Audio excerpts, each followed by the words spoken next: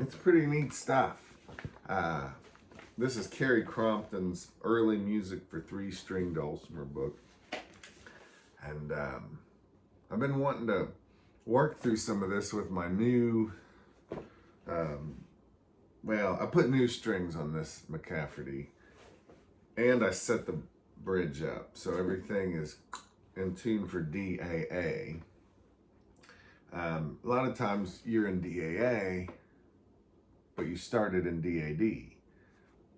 Because a while ago, people were in DAA a lot, and then they started migrating to DAD, and they were going back and forth a lot. So you had all the books in DAA, and a lot of people were just used to it, but you had all these new ideas and new books in DAD. So they picked a string gauge for the melody string where you could go back and forth a lot. But that means whenever you go down to DAA, just the melody string goes down. It's too wimpy. You barely touch it at all. It goes sharp. It doesn't really have the volume. It doesn't have the tone. It's kind of dead sounding. And I think what happened is a lot of people would tune that string back up to D for DAD, and that sounded bright and clear, in tune. And everyone got this idea that DAD is just superior. Part of that is a trick. I mean, I love DAD. There's a lot of advantages to it for sure. That's what I've done most of my stuff in. But DAA, if you put the proper string on the melody string, and I mean the proper thickness, it's not dull. It doesn't go out of tune easily. It's actually, it sounds great. So what I've got here, if I'm not mistaken, and I could very well be, but it's something close to, it might be 25, 15, 15. It might be 26, 16, 16. It might be 24, 10, 10, 23, 10. I'm not sure, but something where the middle and the melody are actually the same gauge string. And I got this Dulcimer out this morning because a lot of these older books have a lot of cool stuff for DAA, but Carrie Crompton, in this book, she's got a lot of stuff in the equivalent of DAG. And she's got at least a couple in here in DF sharp A. So that triad tuning we call 1-3-5. Sometimes if you're in DAD and you tune to 1-3-5, your middle string goes down to an F sharp, your melody string goes all the way down to A. Now we're back to that thing where the strings are wimpy, well, at least the middle and melody are, where if you barely push too much, it goes sharp. The tone kind of dead a little bit.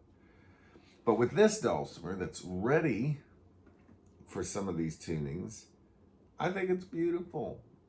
And we really owe it to history, to our Dulcimer history, and to all the people that put their lives into making some great arrangements for these different tunings. I think you would enjoy getting the right string on and trying some of this stuff out.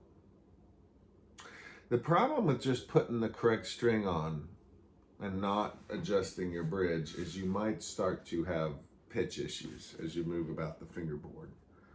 The saddle or bridge needs to be compensated for what string gauges are on here. But I know with Terry, he can, if I mess up my bridge, he can just send me another one. So I felt like it was good to dedicate a Dulcimer to this tuning. And I'm going to get it back into DAA. So right now I'm in DF sharp A. And if I want to go back to DAA, I'm going to fret the bass at 4.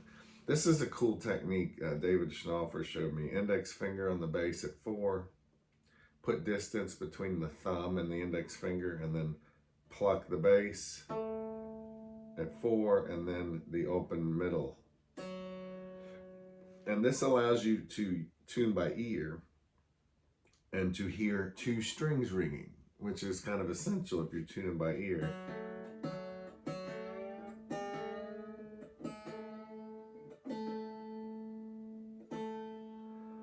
When I do this, I make sure I'm not pushing too hard with the right hand. Now to get the melody to now match the middle, I'm just going to fret the middle and melody.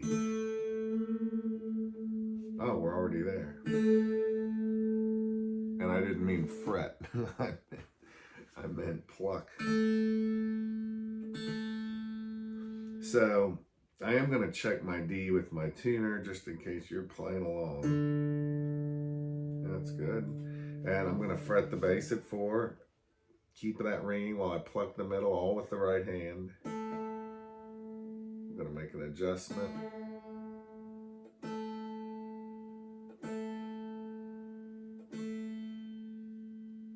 And now I'm going to hit open middle, open melody.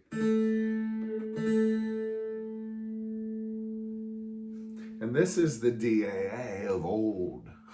And it's not just in the United States. I mean, some people call it 155 tuning. This is very common across the planet for centuries for fretted zithers.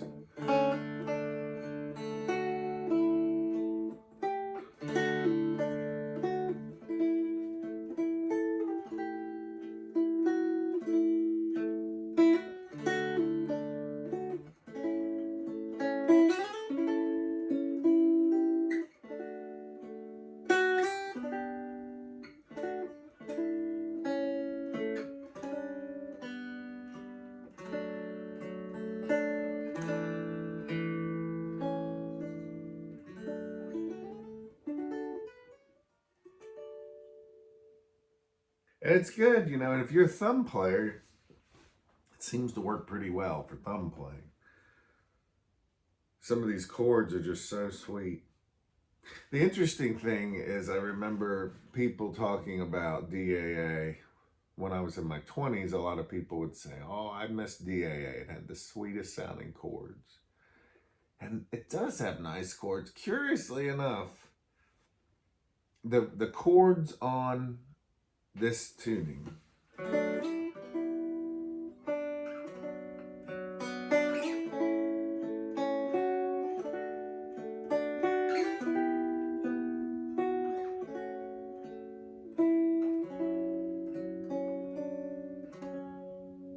have the sound they do because the notes are close together in the chord physically. If you were to move these notes to a piano, you'd see they're all very close on the piano, and they're sometimes called close voicings. The voices are close together.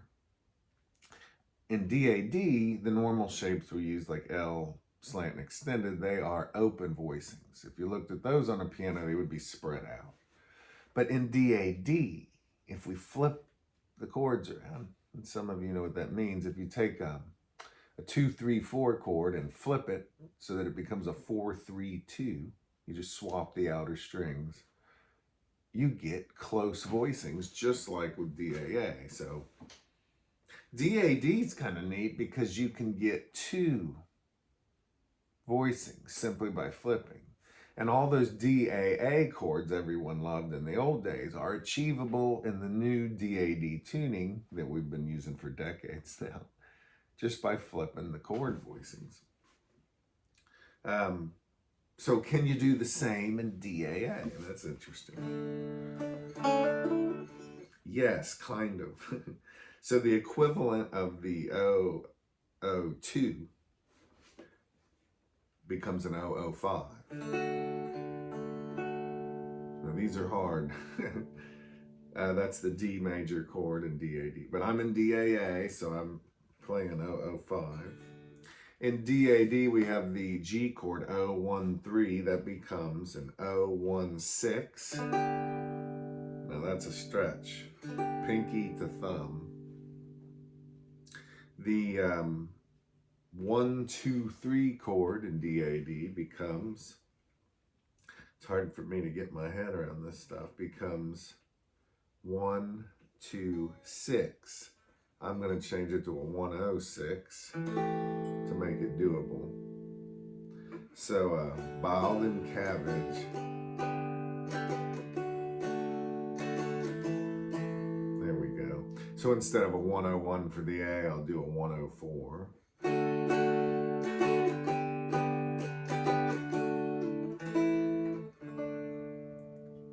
Doable, but only if you have big hands in some instances. As you move down the fingerboard, things do get easier, but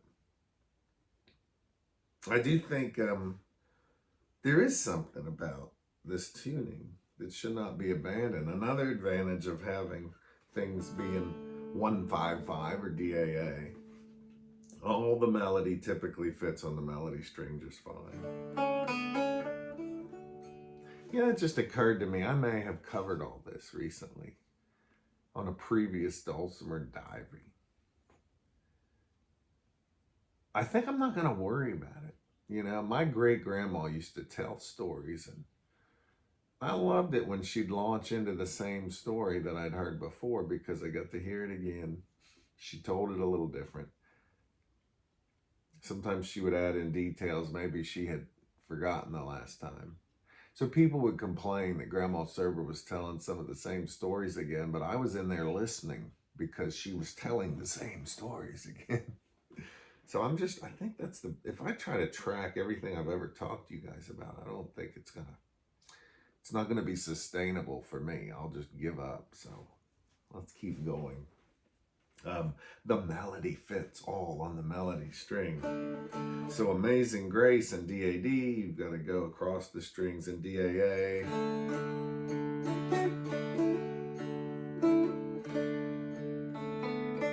It's all on the melody. And for that reason, the chords are a little easier to get your head wrapped around. When you want to put chords with it, you know the melody is always on the melody string, typically.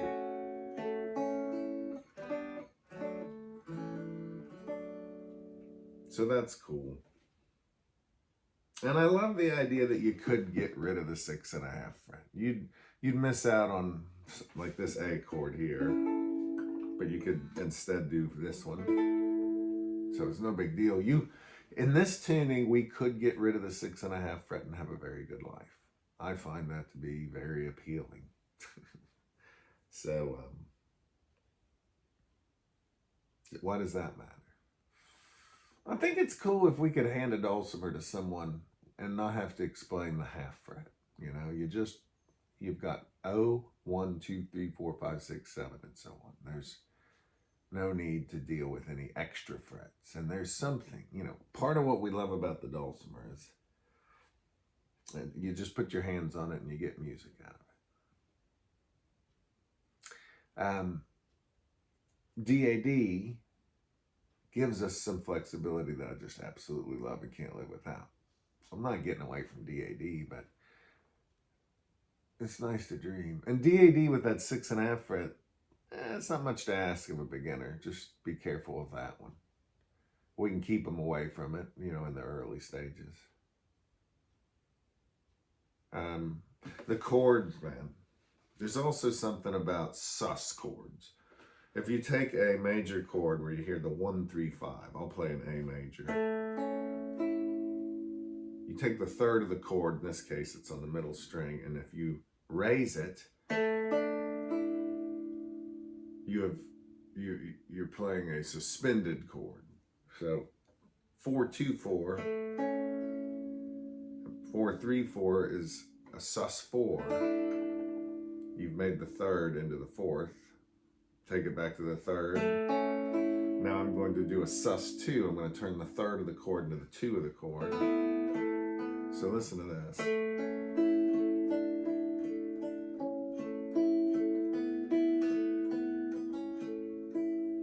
I think sus chords are really nice in DAA. They're a little easier to do for the hand. Listen to the minor.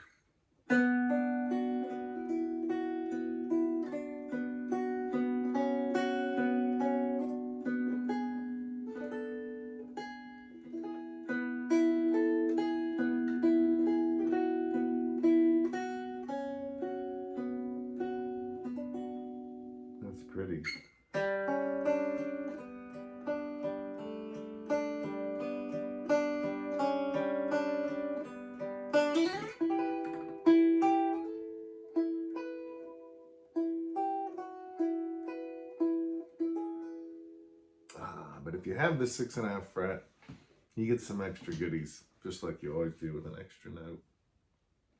A lot of the old tunes were played in this tuning.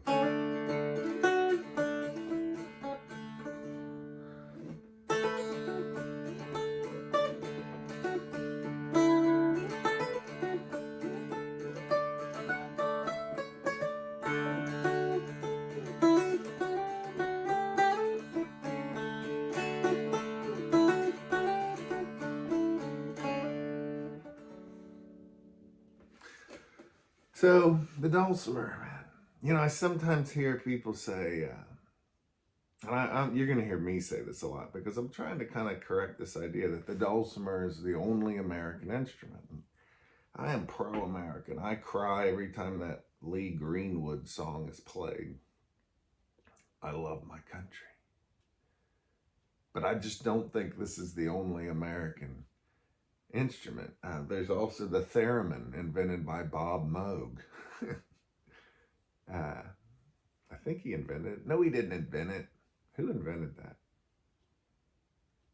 Somebody's going to tell me it's an Italian instrument. Anyway, let me know in the comments. Who invented the theremin?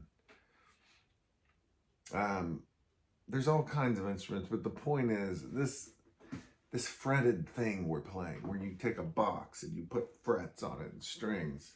You know, this is an American version of a very old idea. And I don't want to lose a connection with our past because it's cool. I mean, you don't really see us in music stores. We're not showing up in mainstream media very much at all. But we do show up in history a lot. And I like connecting with that. The players in France, the Epinette, the Hungarian Citra players, the German Scheitholt, and all that cool stuff with the development of fretted zithers and all the Germanic areas. You know, but I also don't want to lose touch with our history here in America and in England. And we've got a wonderful